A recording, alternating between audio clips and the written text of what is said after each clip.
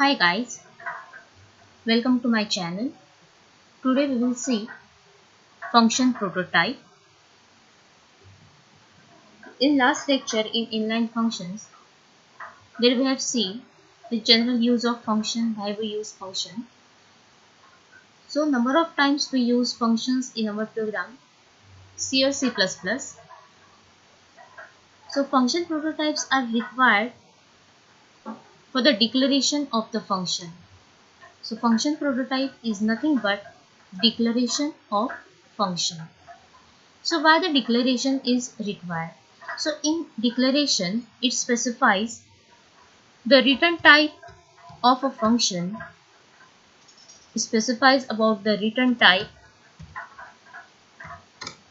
and especially the types and the number of arguments used in function.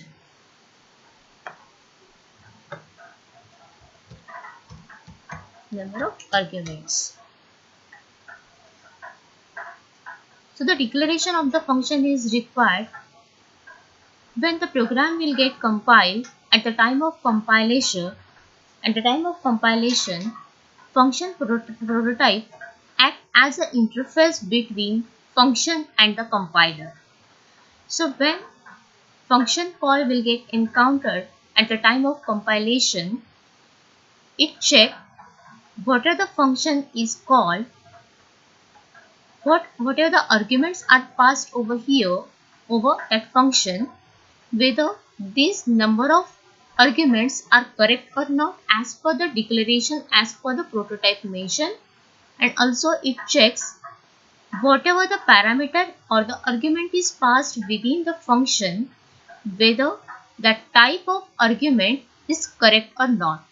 And finally, the return value from the function, whether the type of the return value is correct or not as per the declaration of the function, that is the prototype. So in this way, function declaration acting as an interface between function and the compiler. So here is the syntax: return type, function name, in bracket, argument list, end with semicolon, because we are using here the code for CPP. So end of the syntax is given with a semicolon, that means it's a declaration. If without semicolon we are using a line of code, we will see later, so the meaning will be different. So the argument list, in detail we can use syntax like this: return type, function name, type 1 argument 1, that is argument 1 and its type, comma type 2 argument 2, that means argument 2 and its data type. Like this, number of arguments we can specify separated by comma. So in this syntax or in the function prototype, the type of argument is very important or very essential, because it is acting or it's specifying which type of argument you have to pass at the time of function call. Whereas the argument names in the function prototype, these are optional. Let us see one example over here. So here I have used volume as name of the function. We will see one by one. Float, it's a return type of a function. Volume is name of my function. Here I am using total 3 number of arguments.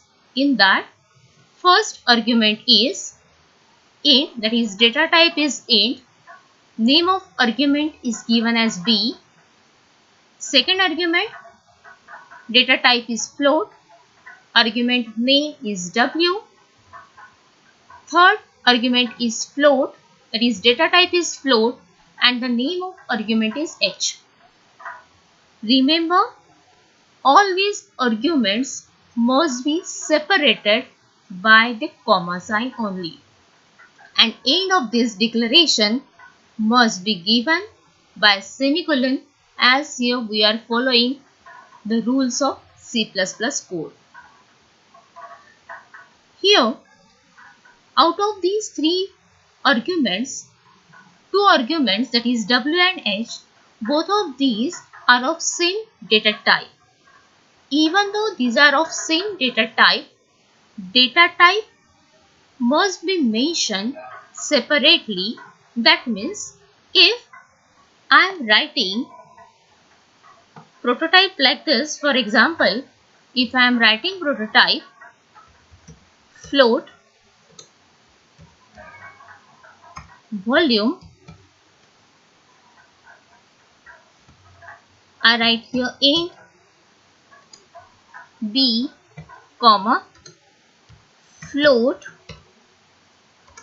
w comma h. As w and h, both of these of same data type, I require for argument, I have specified only one time float w comma h. If this type of declaration is made, it will be considered as illegal. It is not allowed. You must specify all the argument types separately. So like this, if you are doing, it is considered as illegal declaration or it is not acceptable. So whereas if we are declaring the same function prototype like this, suppose here I am writing, again I use same function name, suppose float volume, I write here int, I am specifying only data type, I am not going to specify any argument name. So I just write int float comma float. This type of declaration is considered as valid declaration or it is acceptable. Why this is acceptable? Remember, function prototype performs role only as an interface between function and the compiler. So whenever here we are specifying the names of arguments, these arguments are acting just like a placeholder. So for the function prototype, the types of the argument, the data types of the arguments are actually required, and also the return type of the function is required. So even though here we are not going to specify name of argument, still it is okay, it is acceptable. But when you are going to define the function, here at the time of definition, argument names will be compulsory.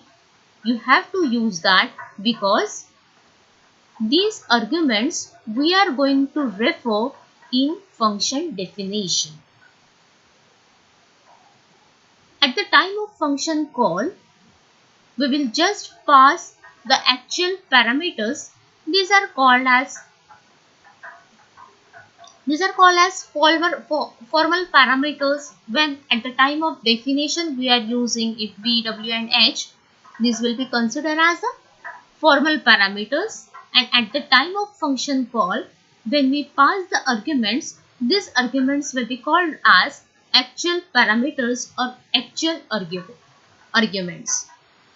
So let us look at one small program where we will use function prototype.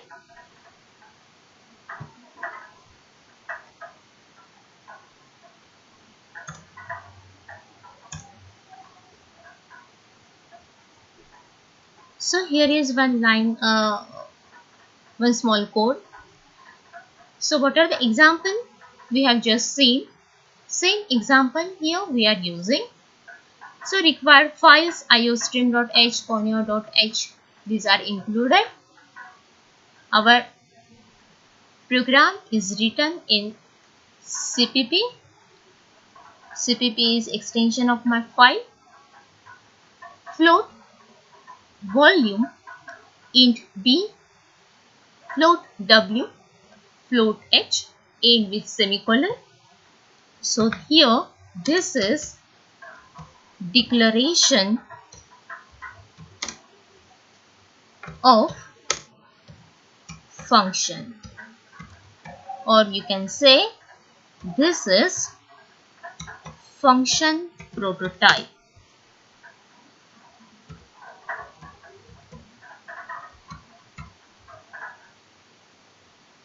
This is function prototype.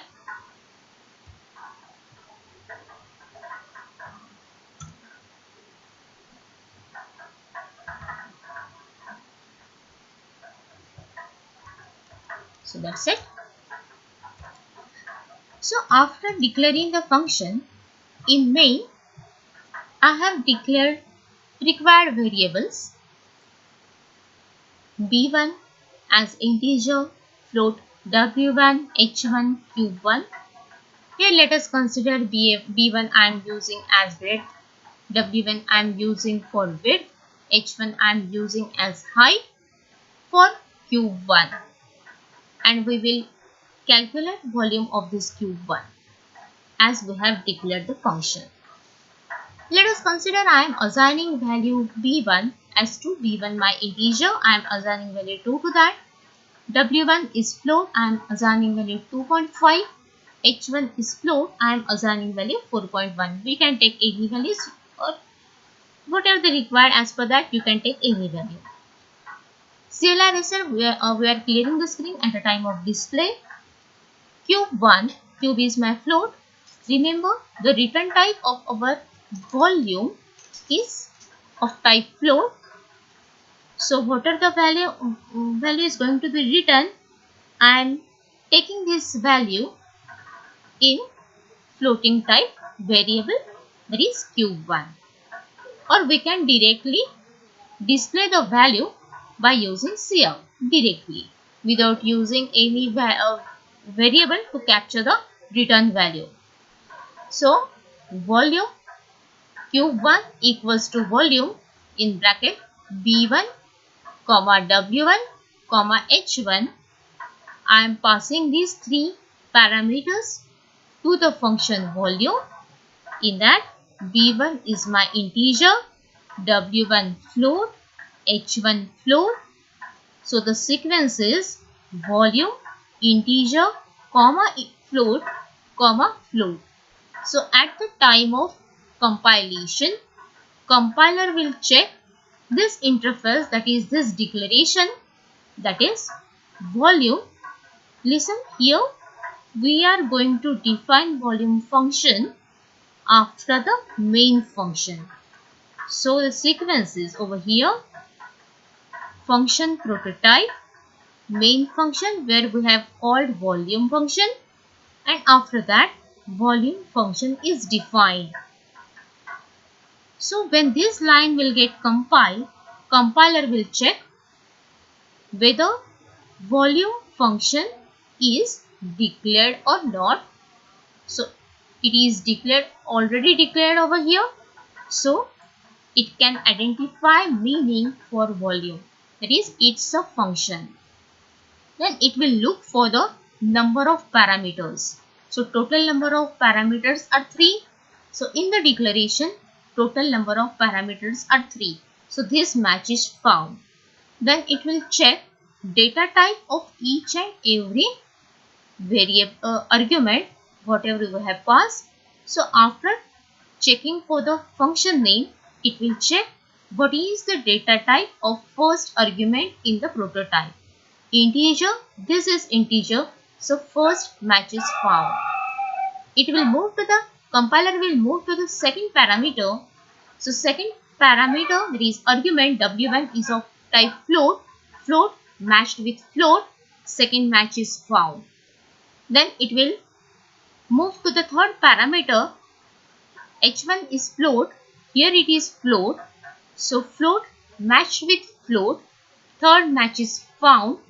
So like this, it is acting as a interface between compiler and the function. So if there is some mismatch found in the declaration and the function call, at the time of compilation only you will get a related error. So after calling the function, here we are going to display value of Q1. So we handle this part. So it is function call will be given with the values volume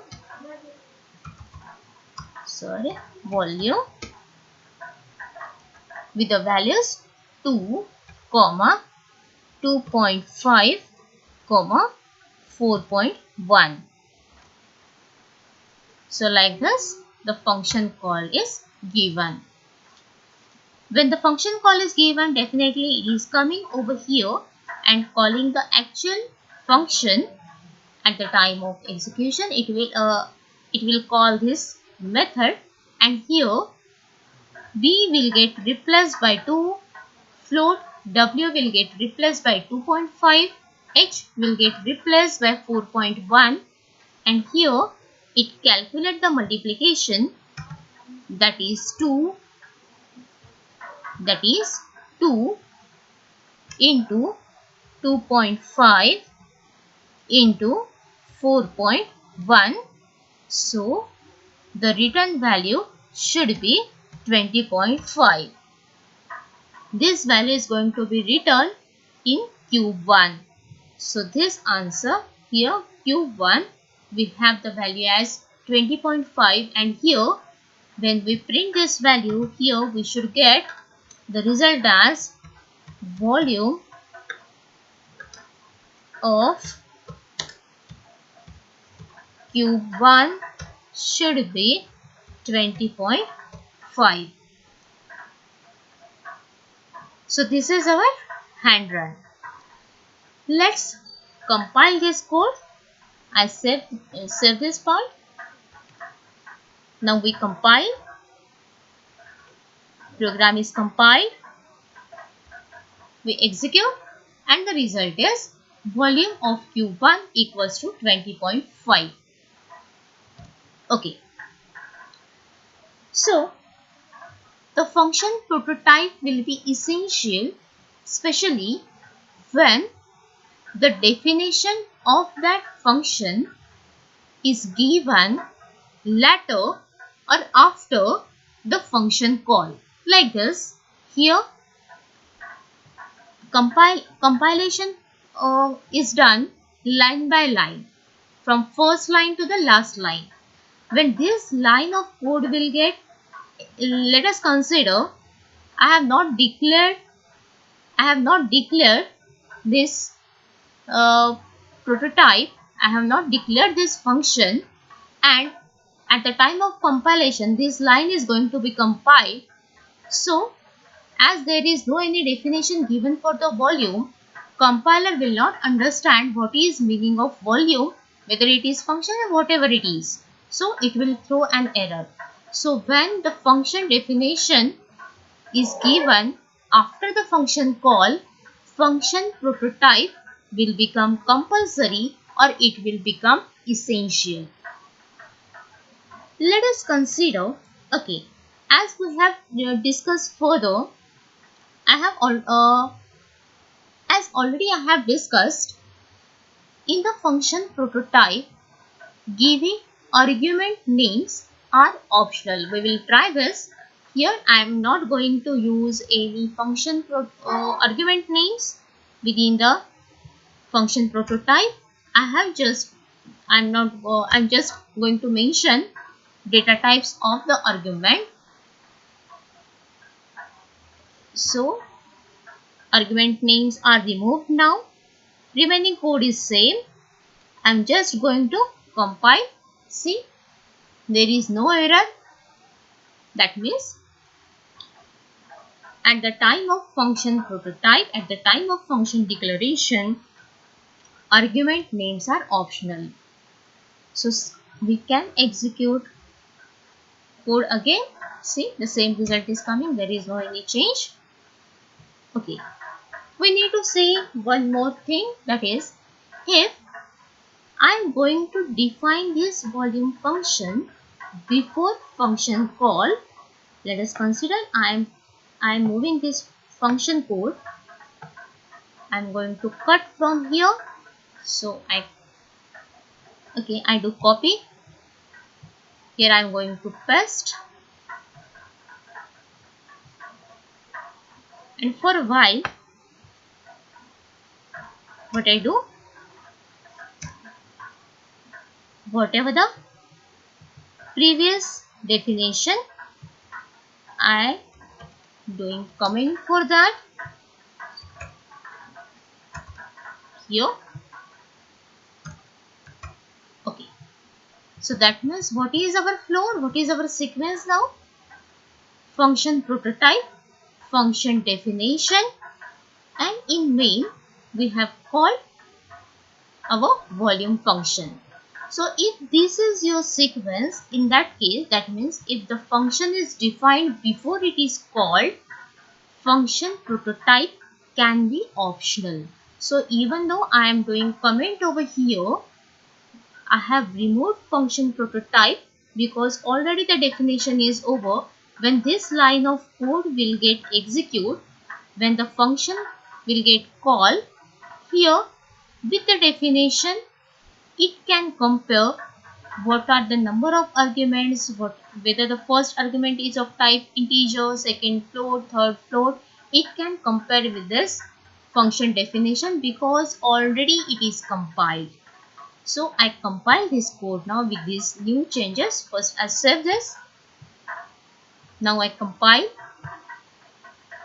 See, there is no error. That means if the function is defined first and then it is called in the program, function prototype will become optional.